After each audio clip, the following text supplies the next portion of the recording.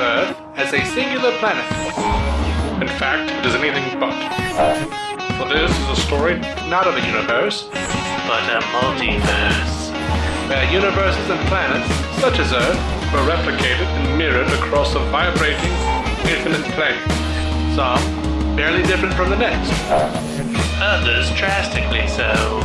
This is DC On Screen. Every week, Dave and Jason talk about the multiverse of DC properties on film and television. But be warned, if it's been officially released, you can expect they'll spoil it. Welcome into DC On Screen, episode 459. I am your host, David C. Robertson. This, back in the passenger seat, my co-host, Jason Goss. I'm back, baby. We had a little kerfuffle last week, as you guys know. Computer go boom.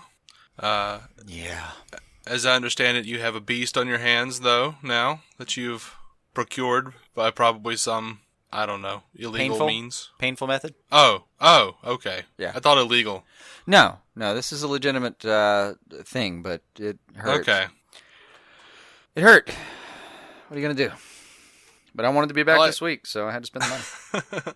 I like to imagine you as sort of a Corporal Klinger type, you know, like doing backhanded deals.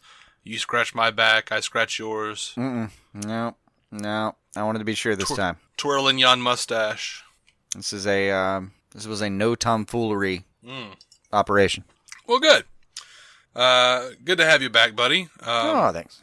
You know, I don't feel like I ever lost you because we actually recorded last week's episode. we did actually record it, and then that was suddenly gone, and there was a lot of verbalization of my anger and frustration about that around my household.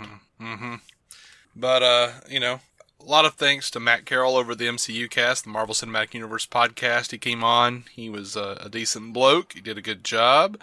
Did it on short notice, so much thanks to him. Fair enough. But it's good to have you back. Not a lot of news this week, though. I know. I don't feel like I came back for much. But hit me. There's some cool stuff. There's some cool stuff. Yeah. This wasn't like a groundbreaking Comic-Con event. It was, it looked like sprinkles. Right out of the gate, though, Shazam news. Big Shazam news. Exciting Shazam news. Excellent. Mark Strong, confirmed. He says, I'm playing an evil bastard called Dr. Savannah.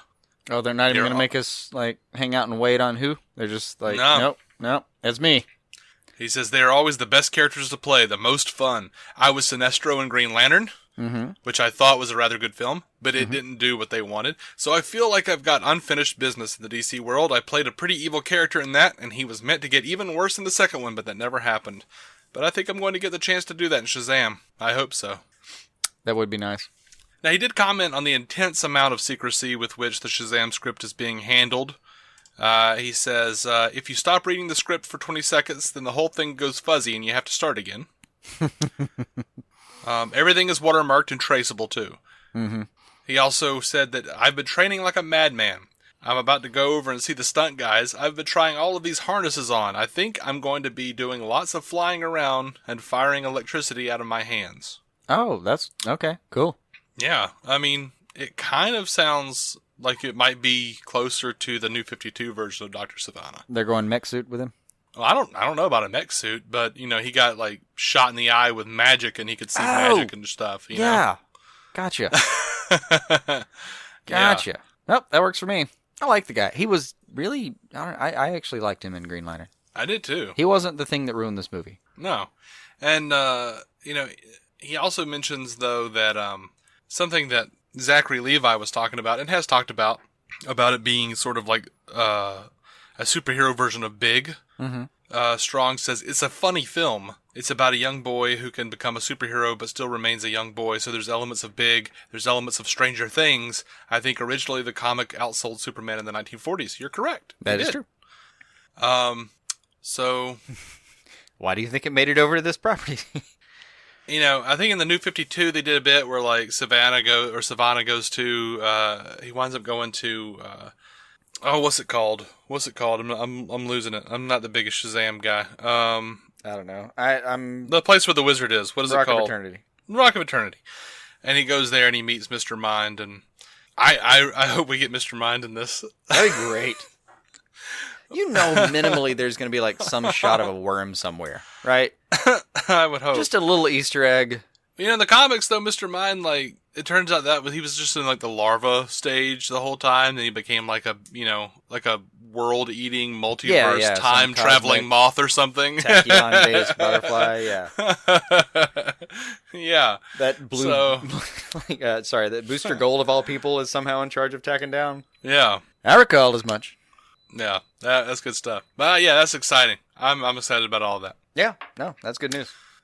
Yeah. Over to Suicide Squad 2. Apparently it's getting a new producer. Michael DeLuca, according to Variety, is joining Charles Roven as a producer on Suicide Squad 2. Now, everyone, I keep hearing all these different takes on how good or bad this is based on what Mike's produced before. Mm-hmm. I personally think a lot of his movies have been crap, but honestly, I've loved a whole lot of his stuff, too. Like, I've loved a lot of stuff he's worked on as a producer or an executive producer. So ultimately, I'm on board. Dude has a long history of memorable films under his belt. And, it's huge. But here's a small sampling of some of the good and the bad. And I'm not going to tell you which ones it is. I'm just going to let you guys decide. 50 Shades of Grey series. Mm-hmm. Captain Phillips. Mm-hmm. Dracula Untold. Moneyball. Mm-hmm. Fright Night. Mm-hmm. Priest. All right, then. Ghost Rider Spirit of Vengeance. And Ghost Rider. Frightening that he came back for the Spirit of Vengeance, but whatever. The Social Network. Yay. Which I really liked. Yeah, it was good. Moneyball, by Brothers. The way. Yeah, Moneyball's a good one. Great film, even if you don't like baseball. I haven't seen Captain Phillips, but I hear great things. It's Tom Hanks. I will see it eventually. Yeah. Brothers, I thought that was a fantastic film. I don't think I know that one. Oh, that's Tobey Maguire and Gyllenhaal. Gotcha. And Natalie Portman. Very good movie. Mm-hmm. 21, which I never saw. I don't know about that one. Decent little action summer flick thing. Zathura, A Space Adventure, which I seem to remember was trying to cash in on Jumanji, the old one. Yeah. Blade 2, which was actually pretty good. Guillermo del Toro. A Man Apart. John Q. In a way. Mm-hmm. Yeah, that was okay. John Q was pretty good. Mm-hmm. Mm-hmm. Blow, that was pretty good. That's, memorable movie. National Lampoon's Loaded Weapon 1, a classic from my childhood. Fair enough. The Mask. How do you not love The Mask? Still close to my heart. Freddy's Dead, The Final Nightmare. I'm not much for the horror genre, so I don't know about that one. Boogie Nights, which I hear is pretty good. I still haven't seen that one. Never did get around to it, but I hear it's a classic. Dark City, which I remember as being pretty good. Lost in Space, which I remember as being underrated. Fantastic film. American History X. Oh, God. Yeah, that's crucial. Crucial piece of film. Yeah. Now, hugely divisive film, Magnolia. Yes. That was not a crucial piece of film. Little Nicky. Okay. Actually, by the way, I liked Magnolia. Life is a House. I liked that one. That was good. I Am Sam. That was a pretty good one. Yeah. I left the best / worst for last. Shoot. Run, Ronnie, Run. Oh. Oh. Even. Oh. Yeah. I saved that one for last for you. Yeah, even Bob and David walked away from that one. Mm-hmm. So that was a Mr. Show no. Yeah, that was one of those where they had an idea, it didn't work out, they looked at it and went, none of this works, we've got to fix it, and everyone went, no, you don't have time, we're not doing that. And they kind of said, okay, well, we're not going to work on it anymore, and they went, we're going to put it out anyway. Like, okay. Yeah. I think I just summed up what was probably about a year of post-production as best I could. Did you mention Judge Dredd? Because I found that in a quick look around. I didn't. I didn't see it. I didn't. I just kind of glanced through and wrote down the ones that I knew were either bad or good. All the others I didn't really pay attention to, and I may have just missed Judge Dredd. I want to point out two that I just saw when I looked him up. Which one? Is it the new one or the old one? Oh, the 95 Stallone vehicle. Yeah. All right. So the bad one. Okay. So the bad classic. Yeah. Okay. I want to also. Did you mention the 50 Shades of Grey series? Because he is apparently on that one. Yeah, I did. I mentioned it. The very first one. Thank you. Very first one I mentioned. I was looking Thanks up for his name listening. as you did that. The one that I really want to point out. Uh-huh. The Love Guru. Oh, yeah, I meant to write that one down and I didn't. Which, not the worst movie ever. It's basically just wrote Mike Myers. Just Yes. let's do Austin Powers without doing Austin Powers. Correct. If you like the Austin Powers movies, which I do, you're going to find it a little old hat, but you're still going to laugh. It's... Despite yourself. You're It is still going what to it is, laugh man. at some of that stupid crap. That's one of those movies which is where, just take it for what it's worth and move on with your day. The most disappointing thing about it, and maybe he has time to fix it, he does. But at a certain point, I thought Mike Myers was like the next Peter Sellers. Could have been. Could have been. So could have Dana Carvey, though. Oh, Dana. He's still funny. The last They both special he are. did was pretty damn good, actually. They both are really still funny. Mike Myers, I haven't heard. I don't know, man. I'm sure no one just. Oh, he did Hedwig and the Angry Inch. That is a strange little creature, but it was a interesting little movie. Who is this you're talking about? DeLuca? DeLuca. Yeah. Okay. I I was haven't just seen that. Scrolling as I was mindlessly talking. All right. Or mindlessly talking while I'm scrolling, or mindlessly scrolling while I'm talking. I don't know the difference anymore. Yeah. Well, I mean, everybody says Mike Myers, fell off the map because he's not popular anymore, but that's just not true. I mean, he's done, Shrek movies, and also he, kind of stepped away to be a dad. Yeah, Can't he did. fault him for that. He did plenty. He just didn't feel like doing all the other crap anymore. That's fine. Yeah. I mean, now he's coming back with some kind of weird thing, but I don't really get it. Can't really wrap my mind around it so far. But sort of like the, you remember Jiminy Glick that Martin Short did? Sort of like that. Where he's doing a game show, but he's not doing it as himself. He's doing it as some sort of other character. Oh my. I don't know. Okay. One day I'd like to see Yeah. the real Mike Myers. That's where I sort of fell off with Martin Short and was like, what are you doing now? You know what? Never mind. I don't care. Yeah. I think we all saw the cracks in that armor when Comedy Central started airing over and over again that I Married an Axe Murderer movie. Uh-huh. And we all kind of went, I think there's an expiration date on his career. I didn't feel that way at the time. I felt, Comedy Central just aired it a lot because they didn't have the rights to a lot of things at that time. Yeah, they just milk it if they've got a guy that's performing well in their station. But I kind of thought if that's the thing they're going back for, I don't know. I don't think they had a choice. It felt albatrossy at the time for me. But, Mike Myers is a multimillionaire. He's still around. So Extremely I wouldn't- successful person that's a really Yeah. nice guy. Yeah, no, yeah. Yeah, I wouldn't say his career is over. Oh, by no means. By no means, good sir. All right, so Jet Raimi over on Batman on Film. I know a lot of people have a problem with the guy. I haven't always been a big fan. We have our disagreements. He's really super, super, super negative on a lot of the DCEU stuff. But that's his opinion. Go the dude way. Well, Right. yeah, that's just your opinion, man. Right. He says that a friend of Batman on Film claims that Matt Reeves' Batman film will be its own thing, unconnected to the DCEU, that it might be under the new banner that people keep talking about, and it's purported to be happening with the Scorsese Joker film, if that even happens. This person also mentions that there's a small chance that Ben Affleck will get a last hurrah in Flashpoint if it gets made, or a Suicide Squad 2. Again, that's all rumor. Even he said, hey, this is all rumor. Can I give you the Vegas odds? I don't know what that means. I'm not a gambler, but go ahead. It's 1 in blah, blah, blah, blah, blah, blah, blah, blah, blah, blah, blah.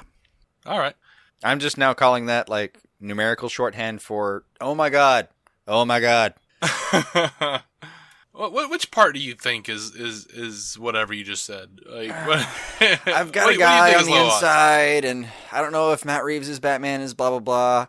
And then, he might get a last hurrah in this film that doesn't even Okay. have a plan or a freaking director or a script that's really close to all there. And that's probably going to be a thing that blah, blah, blah, blah, blah. Just so much conjecture. What are you saying doesn't have a director or a script? I'm sorry, Flashpoint.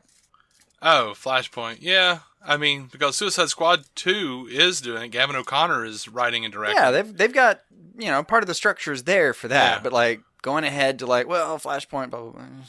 Variety even says that Will Smith, Margot Robbie, and Jared Leto are coming back. So I'd love to see that. I'd love to see all of that. But I'm still saying, for now, 1 divided by blah, blah, blah, blah, blah.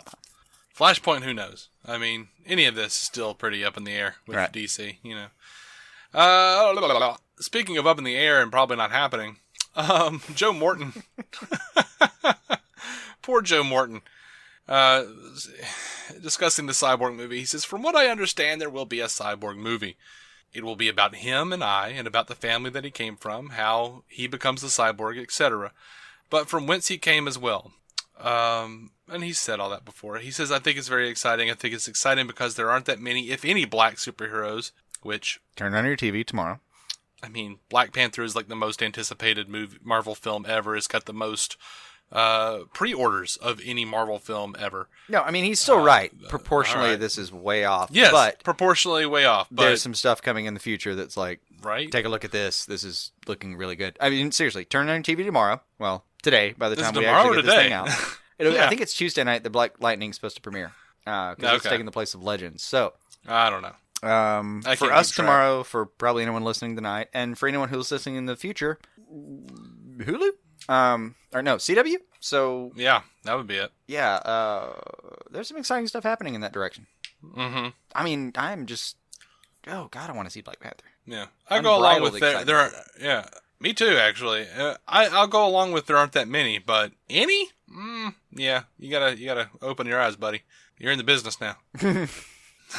No, the number is still not representative, but there's some good stuff happening.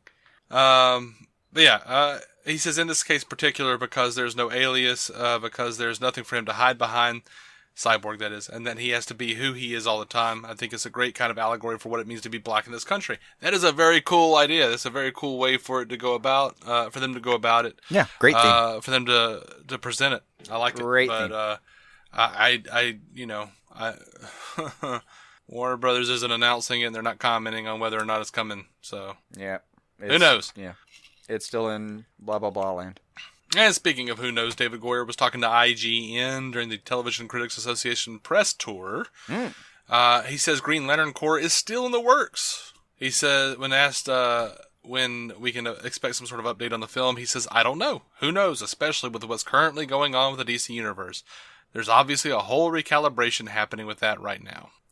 He says obviously in a way where, like, I don't feel like he has a good parking spot. Or a good enough parking spot where I'm like, yeah, I trust him. He's inside. I get it. Goyer always like meets everything with this like sense of snideness that I just don't really understand or appreciate. You know what I mean? And like that is to some it's like extent, he's ashamed that he's working on comic books. Yeah, I've gotten that hint sometimes where it feels, but other times I feel like he's super excited about the material, so I don't know, and I don't know how to take him some days, and like when you take all of the material that he's put out and how much I liked it, I'm not super on board with the guy is what it amounts to. I know, me either. So when I hear him talk, I honestly just kind of brace myself and think, all right, what do you got? Yeah, it's just gonna be that way. Sorry, I have some biases. I try to look past them, but I have some biases here. I do too. All right, on over to some feedback. Brentak Prime over from the Fans Without Borders podcast says, this is Brent Clark, guy who hasn't seen Firefly. Yes. He says at DC On Screen, your latest episode you talk about Radioactive by Imagine Dragons and how it should be in a comic book movie. It was in episode 122 of Arrow, when Tommy, looking through the window, sees Laurel and Ollie about to have sex. Yeah. I didn't remember that. I didn't either. I'm willing to trust him. It seems like a very specific memory. Oh, yeah, he knows. He watches that stuff over and over again. That's fine. But I like that you pointed out that he could use those powers for a greater good. Yeah, memorizing Firefly. Right. I never know what you see anymore. You're like learning Twitter and stuff, and I just pop over, and you know things. And there are like days at a time where I don't have time to check any social media, and then there's a 3-hour gap where I have time to just catch up on the entire thing. I don't know what's gonna happen. I don't know. Yeah, it's a mystery. It's wild. It's a ride. All right, Matthew Salvatore, upon listening to the last episode with Matt, says, great episode, definitely helped me get through a long day at work. Well, glad to help, man. Glad to help. Sorry I couldn't. I know. It was a sad day. I tried. I was very frustrated about the fact that I couldn't. He was. And sadly, I think that file is still on that hard drive. Maybe if we ever get Patreon up and running, we can release it as like a do weird the original alternate version? reality. Yeah. Yeah. I think I can still get to it, but I'm still gathering supplies in order to get to it. Uh-huh. I don't keep stuff around like I used to actually fix computers. I actually have to go find things now that I used to just keep around. Yeah. It's a different day. You've grown soft. Right. All right, so we're going to pop over to the DC TV news. Up first on the block, new Jerome Photos for Gotham. EP Danny Cannon took to Instagram to show some new pictures of fan favorite Jerome. Presumably that means Gotham will get a return date eventually. I guess. Yeah. Hold on, I'm gonna Mark check. Guggenheim. I'm gonna check the best source real quick. TV time? No, I've checked TV Time. I'm Oh. sorry, I meant the best source that I haven't already checked because they were down earlier when I happened to try it. Okay. And nothing. Okay. Whenever it comes back, it will be called Pieces of a Broken Mirror. I can give you the next 5 episode titles, but no one knows when they're airing. It's really weird. Yeah. It has got to have something to do with that new, like, the 4 Fox show thing. It has to, somehow. The what? It's the 4 or the final, or whatever. Like, instead of doing all the America's Got Talent or the Voice or whatever they do, they, like, instead of all the auditions and all that crap, they just skipped right to, like, these are the 4, and we're going to have them do this. I don't know how that's going to play out Oh, okay. as far as when it needs to air and everything, but it has to be interrupting it somehow. You know what? I saw that trending on Twitter, and I got really excited because I thought it was like the Fantastic Four, and then it wasn't. No. So I ignored it. Oh, yeah. Because it has like a big blue 4 at the end of it. And On the it's, hashtag. surely it's... When is that airing? Let's find out. The 4, Battle for Stardom. Thursdays on Fox. Like, it's been so disruptive that I keep wondering if they're just... I don't know how that's supposed to work. Oh, well. And I'm refusing to Oh. watch that show to actually get any further information. So, Oh, yeah, I'm not. yeah, it's not going to I happen. won't watch that. No. I have limitations. It's never going to I happen. understand. May I continue on with the news? Absolutely good, sir. Veteran fibber, Mark Guggenheim, talked about plans for the inevitable crossover event in 2018. Guggenheim says, "We know that the crossovers are a fact of life. I do think that there's a big desire on the part of all of us, as well as the studio and the network, to do the crossover differently than we did this past year. In part because I honestly don't know how we top it. And also because the level of ambition was so high that it affects a lot of different things. It affects schedules, it affects casts, it affects budgets.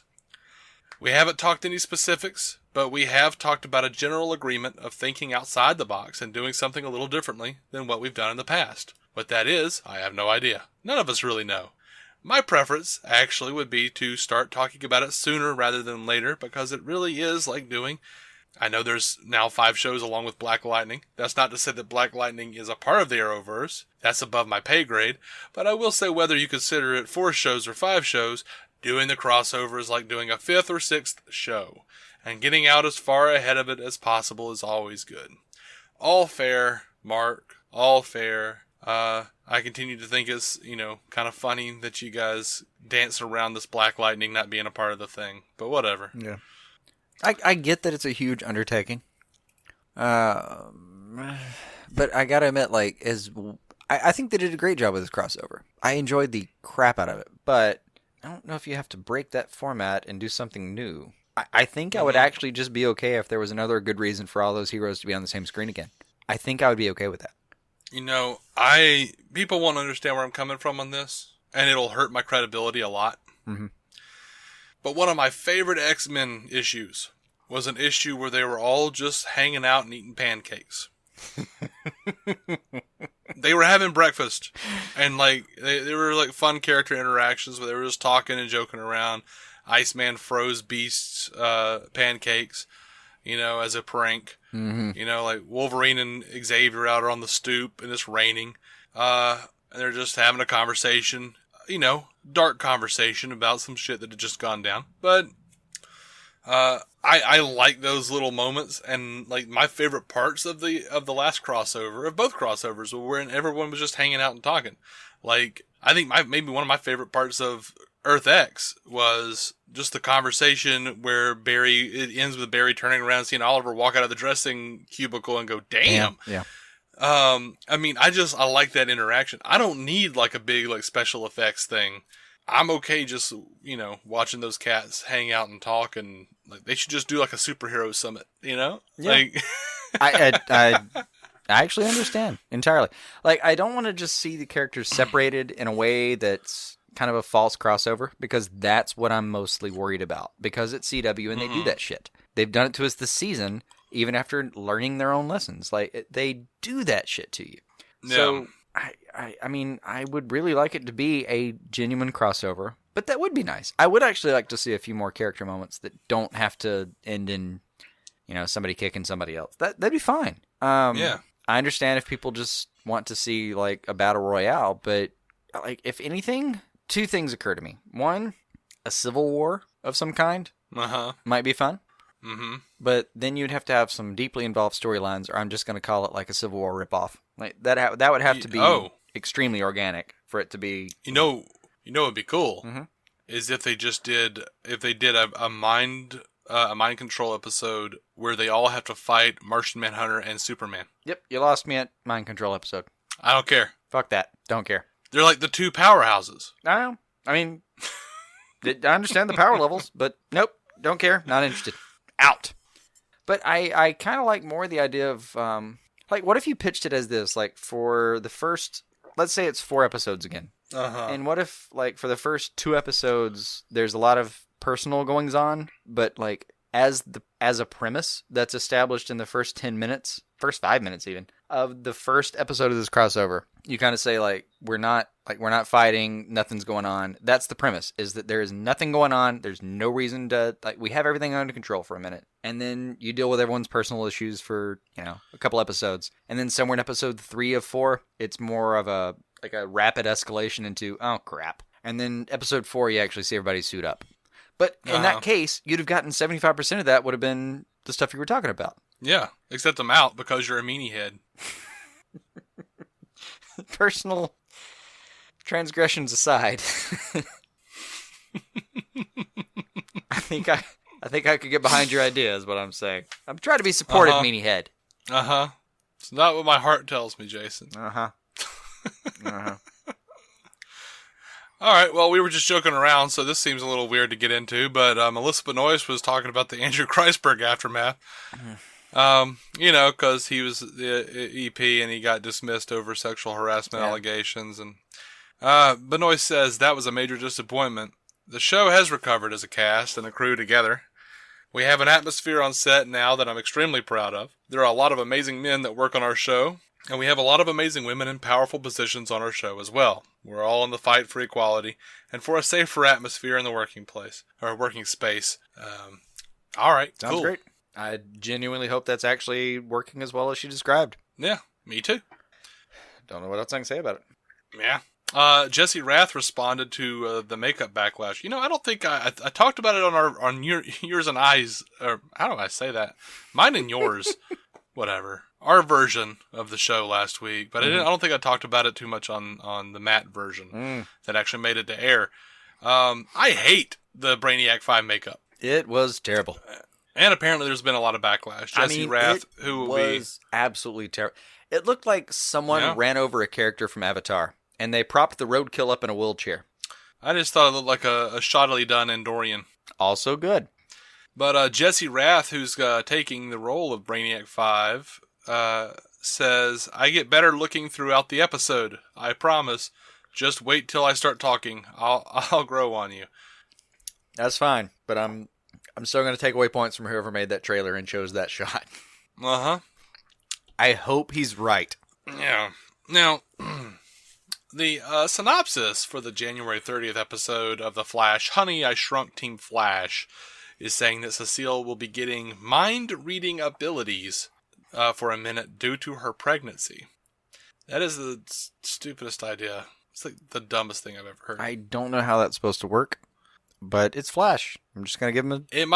It might be great in execution, but it sounds so dumb. That's what the Flash does, man. Mm-hmm.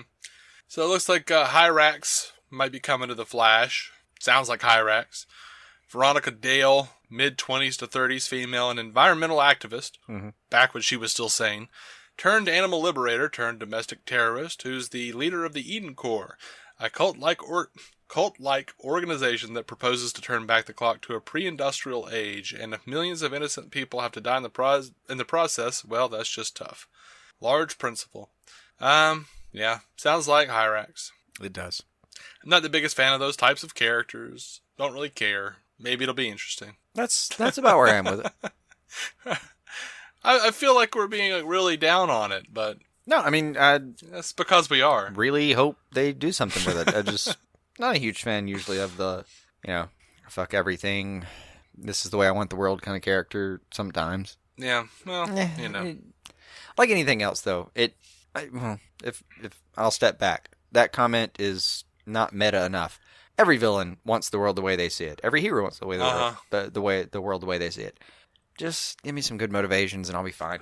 I mean, my favorite version of that tends to be when Superman loses Lois and like goes nuts and takes over the world. Oh yeah, but that's a wonderful extreme. That's why I like Superman so much, is because he's a wonderful extreme of human capacity.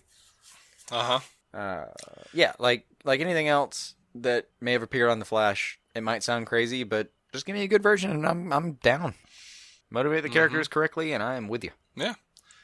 Now, over to Black Lightning. According to Mark Pedowitz, CW president, Black Lightning has always been intended to be different from the rest of the CW shows. Pedowitz says, I've wanted to be in business with Fox for many, many, many years. It stems back to my days at ABC Studios. With Black Lightning, Fox had the pilot and they passed on it. So Salim and Mara came in and said, this is what we have. It was different from all of our other superhero shows, and it was never designed to be a part of the Arrowverse. Co-runner Salim Akil also chimed in, I say this with all due respect, but they're not really relevant to the show that we're doing. The great thing about Warner Brothers and CW allowed us to do was create our own world. We really wanted folk to get to know this family before we started branching out.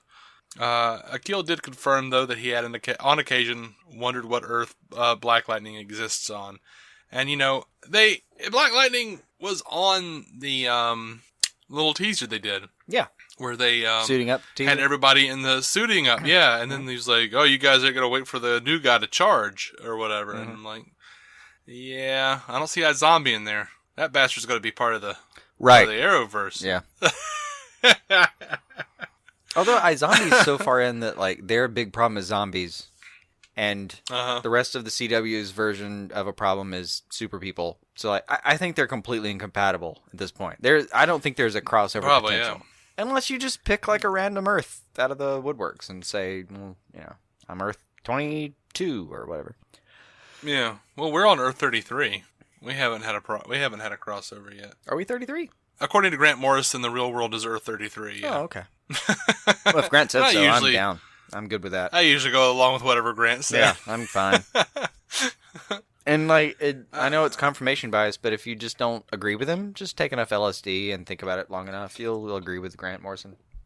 Either that or it won't matter. Which means you will agree with him. This all comes back to like, eventually you will fall in line. That's probably true. Over to Legends of Tomorrow, the CW president hints about Wally and Legends. He says that, this is Mark Pedowitz again. When asked about Firestorm's exit on Legends, he says you might see Wally West show up on Legends. They asked if the change would be permanent. He says, you'll have to watch. I don't have to, Mark.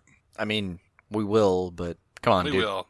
Oh, hi, Mark. Come on, Mark. Just tell us you're still working it out. That's right. You're not a circus performer. You're not working a street corner. Just tell us things. Yeah. I don't know what you're getting at, but all right. I'm not on board, He's Jason. not a purveyor of cheap tricks. He can afford to just tell us things without being like, you'll have to see, What's under the hat? What's under the hat? Yep.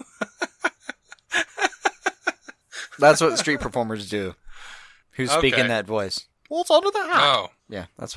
Oh, I thought a street performer. I thought you were saying street performer as in like a nice way of saying prostitute. No. All right. I was thinking more like 3-card money, or like the guy that pretends to be a magician, but then he gives you a hat and is like, "Why are you walking away with my $20 hat?" That kind of crap. I'm thinking a cheap scam artist is what I'm thinking. A scallywink, Dave. A scallywink. I don't think we've seen the same street magicians. I think you may have just, like, stolen a guy's hat. Yeah.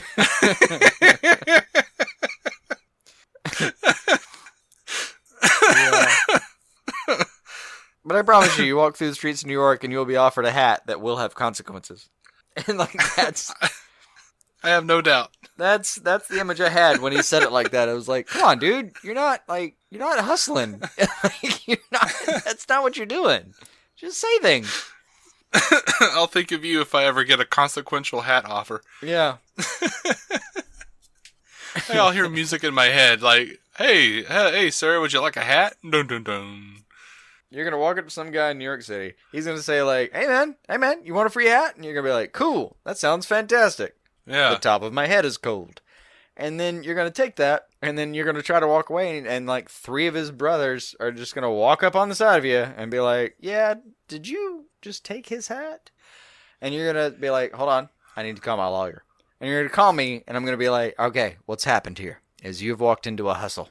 I would say return the hat, but they don't give a damn about the hat. The hat cost them $3. Also, the hat was stolen, so it cost them not $3. They want your $25. And I know me, I'll just be trying to work it out. Please give them that $25 at your earliest convenience so that I may continue to have a co-host. I will be trying to work it out in my head what I'm supposed to do, but because I'm me, all I'll be hearing is, Jason said there'd be days like this, there'd be days like this, Jason said. Yep. Well, now that we have a game plan, I'm sorry all of our listeners had to, like, sit there and worry about what you would do in that situation, but I'm personally glad we have it worked out. Right, me too. Feels good. Yeah. I'll stop ignoring your calls. So, Constantine, the animated Constantine, will apparently be pretty dark. Executive Vice President Peter Girardi, maybe? It's been well noted that we get these things wrong. It has. He says, moving forward, Constantine was a great example, as well, because the Constantine that we're doing is Constantine, if you're familiar with the character. It's Constantine from the Vertigo comic. It's darker than the show. It could be darker than the show, but it better damn well be better than Vixen or the Ray. Preach, brother. I mean, the worst thing I'm going to do is give it a shitty response on our podcast. We're going to give a really negative review, just like we did with the Ray and Vixen. Yeah.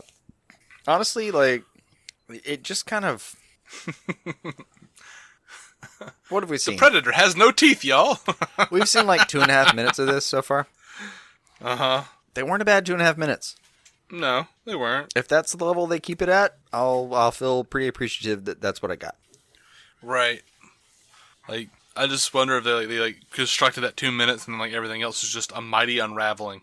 Right. It's just... Oh, yeah. Like, no, I'm deeply worried that was the really interesting part and everything else is going to be around it, but we'll see. Right? Alrighty. So, Jeff Johns is hinting at Hitman. The Hitman is hinting at Hitman. I understand. They were specifically asked about the DC character Hitman. And Jeff Johns says, after some hemming and hawing, he says, we are talking about Hitman. Now, Hitman's a vet who becomes a hitman after getting bitten by an alien parasite. And he discovers he has a bunch of abilities like telepathy and x-ray vision. And he decides to combine those with his expertise as a soldier. Mm-hmm. And starts making a profit killing people with abilities, killing metas. So that's the thing. Mm-hmm. It's a fun character. Sure. Apparently, he's still very sought after in the community. I seem to remember a great cameo where in Grant Morrison's JLA run they were holding JLA auditions and like just an angry hitman leaving. He's like, fine, I don't want to be a part of the Justice League anyway. They're like, you're a murderer. Like, I don't remember exactly what was going on, but it was just, it was funny. All right. I would watch the hell out of a Hitman show, though, for real. I have very, very scant memories of his background, but he does. He sounds like a cool character. But at the same time, it's just kind of a thing that's like, yeah, we talked about it. We'll see. Yeah. All right, so on to a thing. Like, I'm actually way more excited about a Hitman show than I am about Krypton. Actually, a lot of the stuff this week got me excited about Krypton. Really? Yeah. Well. Go forward. Oh, no. Go forward, good sir. Jeff Johns explained some Adam Strange on Krypton. Get you some Strange, some Adam Strange. Absolutely. He says one of the great things about Adam Strange is that his core story is that on Earth, he just kind of blends in. He's an average man. But when he travels via this Zeta beam to another planet like Ron, he becomes this hero. He finds the hero within him. And so that conceit and the Zeta beam technology plays into why Adam Strange specifically is able to travel from Earth present day to the past in Krypton. He's an unlikely hero. He's the unlikely choice to shoulder this burden of trying to stop someone from the present from destroying Superman's legacy. And the new trailer for Krypton has a first look at Adam Strange, if you're interested. I like his explanation. Yeah. Kind of made me a little bit excited. Yeah. I think you were previously excited about seeing Adam Strange. I am still excited about Adam Strange, but I want to see Adam Strange. I don't want to see Adam Strange comes to Krypton. I want to see Adam Strange, the Adam Strange story.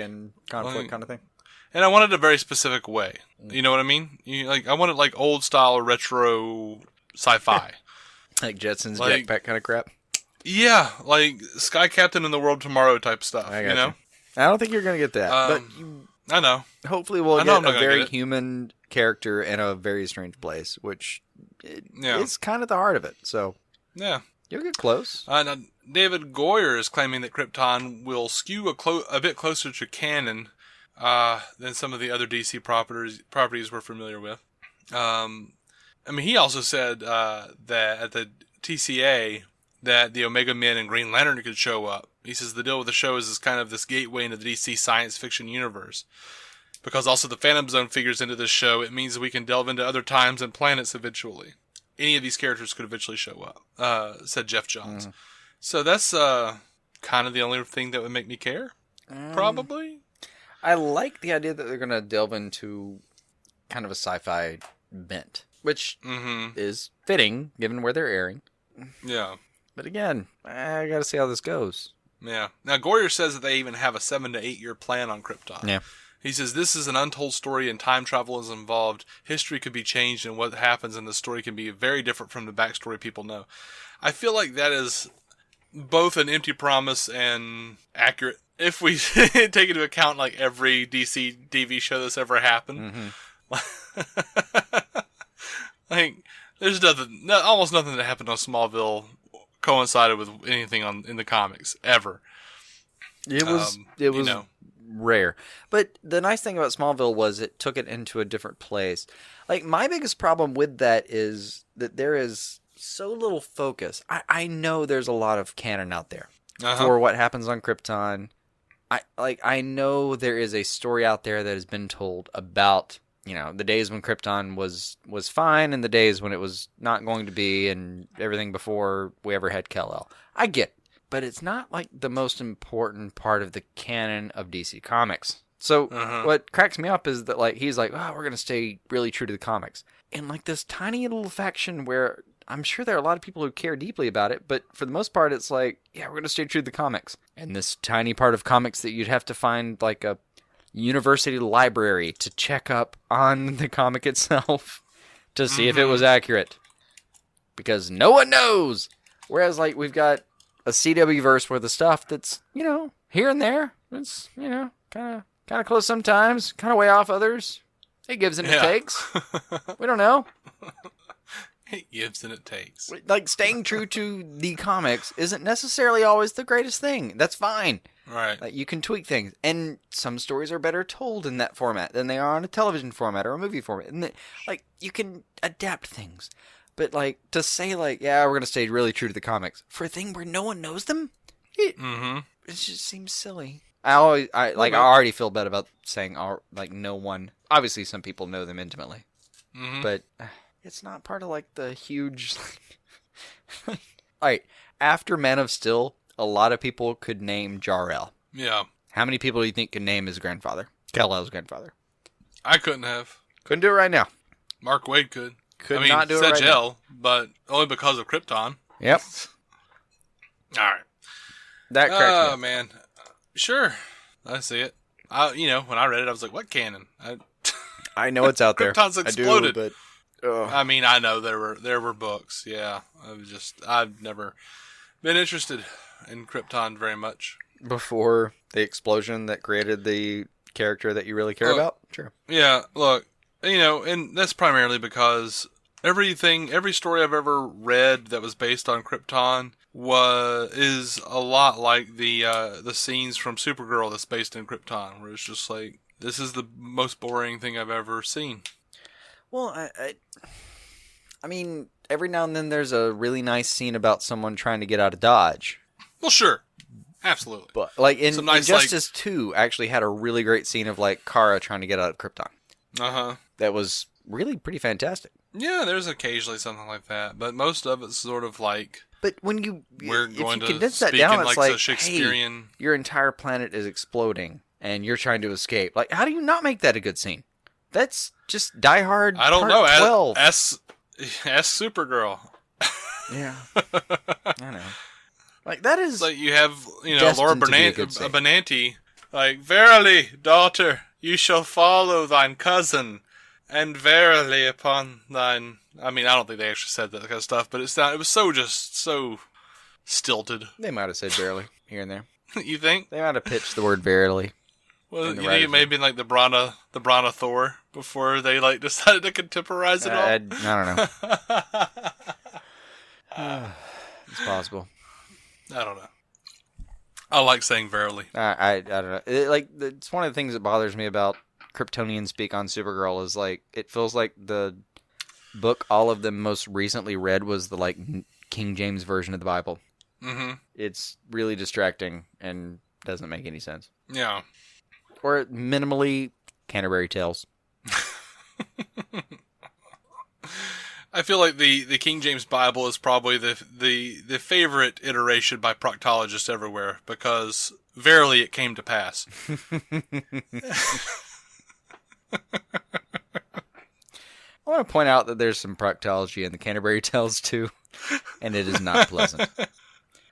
Moving along. Chaucer had an evil mind.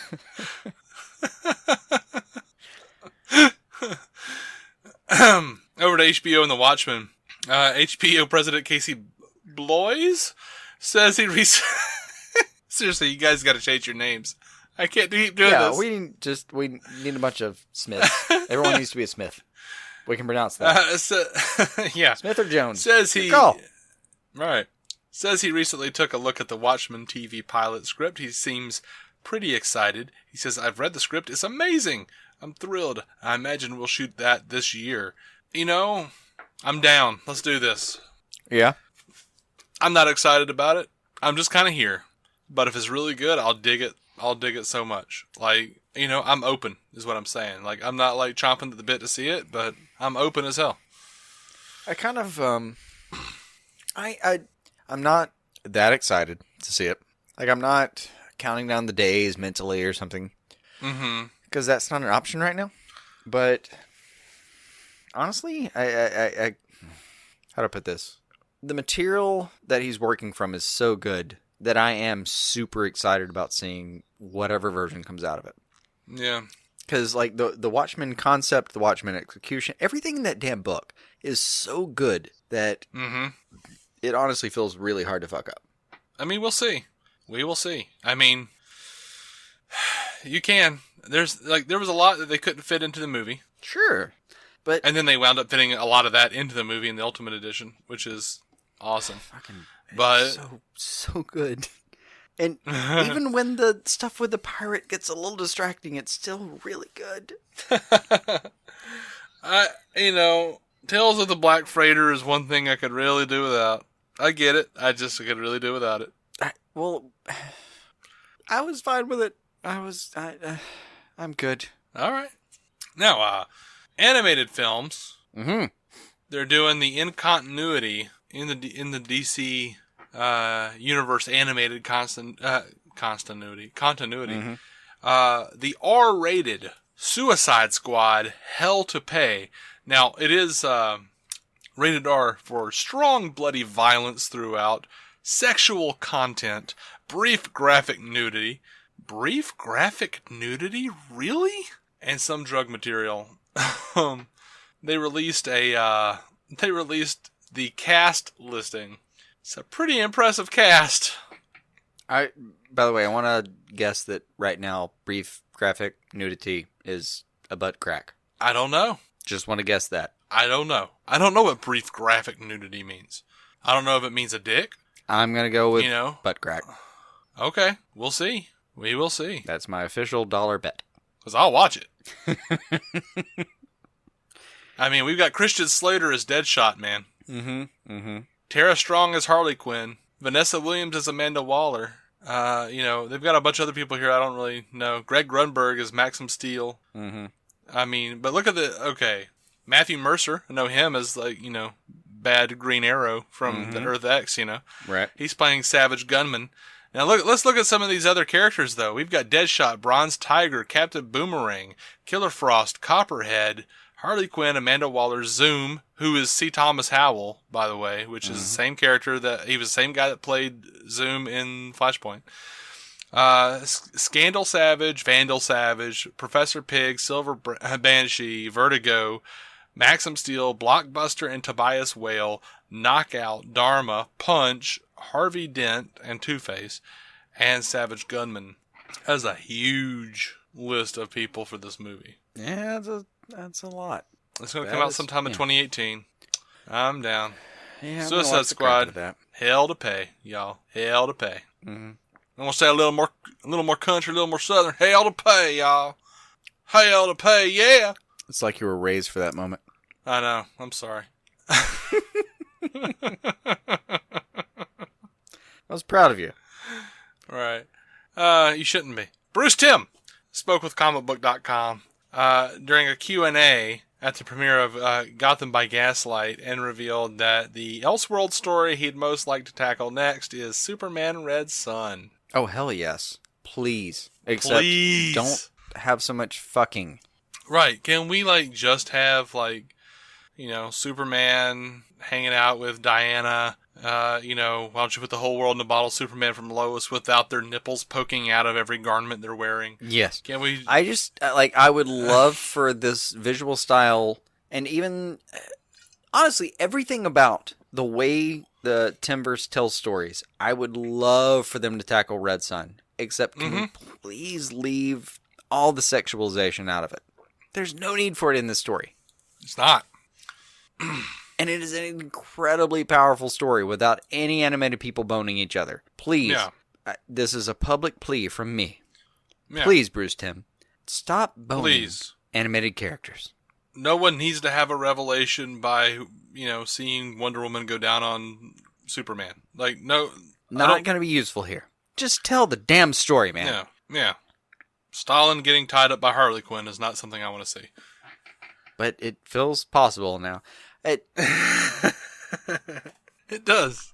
Please, man. Just tell the story. Just tell the story. Please. It's so good. Just make it happen. Green Lantern Marine Corps. Let's just do that. Yeah. All right. So Teen Titans Go to the movies. They put out a trailer. Most DC fans on the internet, on the interwebs, seem pretty divided about Teen Titans Go anyway. I don't watch it regularly, but I find it, annoying sometimes delightfully juvenile. And then also sometimes, surprisingly clever and biting. It balances between. One of their recurring bits is going up to having their little entertainment center and the shelves around it in their compound. Sure. And there's an urn that says Robin 2 and a crowbar beside it that cracks me up every time I see it. Obviously. They have a lot of little clever but mean little jabs at other DC properties and stuff. And this trailer was about half and half for me. It kind of pretty well, in a very short amount of time, pretty accurately described how I feel about the show. To where it's okay, that's funny stuff because they're getting their own movie and they're all dressed up like Wonder Woman. And they're like, we love Wonder Woman! Ah! But then they it's like, the superhero movie to end all superhero movies, hopefully, and they're making the giant creature fart, and he's like, it wasn't a fart, and they're like, air came out of my butt, and he's like, that's the fart. All right. You just named the reason that I'm not super interested in Teen Titans Go. Yeah, but, I'll see it. I honestly, I'll never get around to this. I will see Teen Titans Go eventually, and I will watch that movie eventually. I absolutely will. I've watched one episode, and it was that Cyborg thing about something about the night. The night begins to shine, I think.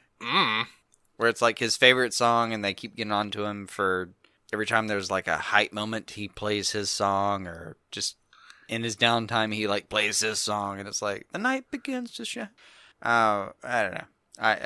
I've watched like one episode, and it was basically because that song confused me in a way that was funny. And there's like a weird backstory to that song where it was just some thing that someone recorded that they never thought about again, and then it showed up on Teen Titans, and they thought, okay, all right, I guess that's the thing now. That's funny. No, I haven't seen that episode. Like I said, I don't watch it regularly or anything. I don't. I just kind of ran across that story somewhere and watched the episode, and yeah, it was what it was. But I think the title is The Night Begins to Shine. Yeah. But, after the fart joke in the trailer, they do the thing, because even if Aquaman has a movie, like, they have to, that was funny, like, because if Aquaman has a movie, they have to as well, or whatever it was. Mm-hmm. And then you just see them with these, just stupid grins on their faces. Like, I don't know. Parts of it I thought was really funny, and then, it's like the show. Yeah, it's very hit or miss for me. But I honestly spent about 45 minutes with it total in my entire lifetime. I don't know. I'll get around to it.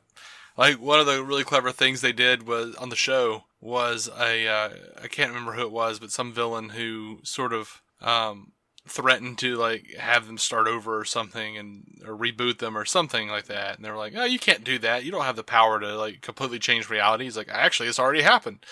And he like shows them the entire series of Teen Titans. And then it, like, cuts to, like, the final episode and how it ends on a cliffhanger. And they're like, that can't be the final episode. We have to know what happens. I actually do remember seeing... That's really clever and funny. That's good. I remember seeing a headline that was what happened. And, that was funny. Yeah. But as a headline, I just don't want to go back and experience the entire thing. I don't care quite enough. I'm sorry. It's okay, man. It's okay. I feel like I've failed. Yeah, well, you can't win every time. But I don't actually care enough to go back for that one. Sorry. It's okay. Mea culpa. I'm not judging you. Yeah, I appreciate that. I'm not saying our listeners shouldn't. I appreciate you trying to calm my concerns while inciting violence against me. I would never incite violence. You don't know what the internet is capable of, man. Yeah, I mean, I would never incite violence. Like, don't do anything bad to Jason. If you'd like to send him emails, DC on screen, care of Jason Goss. You can tweet. Yeah, you can tweet. You can tweet us, and and there's like he'll a 20% decide to stop tweeting. Chance that I'll actually catch it. Right? No, honestly, it's kind of fine. I'm open to it. You're not. That sounds like the DC fan base. Period. Really, I mean. Yeah. Every time Teen Titans Go is mentioned on Facebook, social media, anywhere, there's always, like, several jackasses who aren't even sorry about it. They're like, it's bullshit, it's terrible, it's the worst thing that's ever happened, it's ruining the characters. And I'm like, except it's getting a whole lot of kids. Bad. I am by no means on that side of the spectrum. Yeah, so you really shouldn't be that sorry, Yeah, I just know so many people are into it that I kind of feel bad that I'm not. But that'll happen from time to time. What are you going to do? Yeah. I mean, the creators are into it, so who cares, right? Right. I mean, like, the Teen Titans creators, like, from the comics, not the show, but whatever. Yeah. Of course, they probably just like to check, I don't know if they're getting a check, but I think DC's usually pretty good about that, so these days, anyway. I'm sorry, Bill. And Joel. And Jerry. Right? We're not going down that path. It makes me sad. I'll seriously start crying. Like, I start thinking about, like, how they couldn't even afford to go see, like, the stage show of Superman. Oh my gosh. No, I can't do it. Yeah. That's Anyway. a legitimately like tier-worthy portion of the history of the stuff we love. I know. Yeah. It actually hurts me to think about that one. Yeah. All right, folks. I think we're going to call it a day on this podcast. We are DC On Screen. You can find every episode for free, I should say, on DCOnScreen.com. We tweet at DC On Screen. I personally tweet at David C. Robertson. Jason sometimes tweets at DC On Screen whenever he feels like it. We're also available on, you can also find us on. When I get around to it, I'm trying. Yeah, I know. Every now and then I pop in. Dude, no judgment. God, you're so, defensive today. Don't be so defensive. We're also on Facebook, DC On Screen. And, go and if you think we do a good job, if you like our show, if you enjoy listening to us, go give us a good 5-star or, at least a positively starred rating over on iTunes. It really does help us get discovered a whole lot. I recently did a crossover with the DC Cinematic Minute. And it was a lot of fun. We covered about 5 minutes, and those will be spread out over 5 episodes sometime in February. And I won't mention it again until it actually starts dropping, but just to let you guys know in case you want to go and check them out and listen to what they're saying, and so you'll be prepared for when I come on. They do about 20-25 minutes for each individual minute of Batman v Superman, and then we'll do Suicide Squad afterward, and so on and so forth. But yeah, that's all the things, and we'll be coming back next week with a bunch of reviews reviews for the mid-season premieres of a bunch of shows. Yeah, a few days. Yeah, the CW's coming back strong, so we'll be here soon. Yep. Until next time, guys, keep some DC on your screen. Our opening narration was from Dan Jurgens' The History of the DC Universe, Part 3 of 10, as featured in DC 52, Week 4. It was performed by me, David C. Robertson. Intro music by Jason Goss and Michael Shackelford. Michael's band, Future Elevators, could be found on Spotify or future-elevators.com. Our introduction was performed by Effie Oppelders of the fantastic podcast Stealing the Remote, which lives on SoundCloud. It can also be found on iTunes and Stitcher. We are proudly in partnership with TV Time, the TV show calendar and social media site that lets you keep track of what you're watching, what your friends are watching, and where you all left off. DC On Screen is a maladjusted production. Visit maladjusted.tv for more from me and Jason, including sketch comedy, an improvised web series, vlogs, parodies, and more. Are you maladjusted? This morning in the Atlanta airport, no one's missing a meal on Mac Wilburn's watch. With 11 restaurants to serve passengers, he's got dining for every destination. And it all started when Mac talked with First Horizon Bank about opening a franchise in the airport. Now it's open for business and cleared for takeoff. First Horizon Bank. Let's find a way. Go to firsthorizon.com/Mac. First Horizon Bank, member FDIC.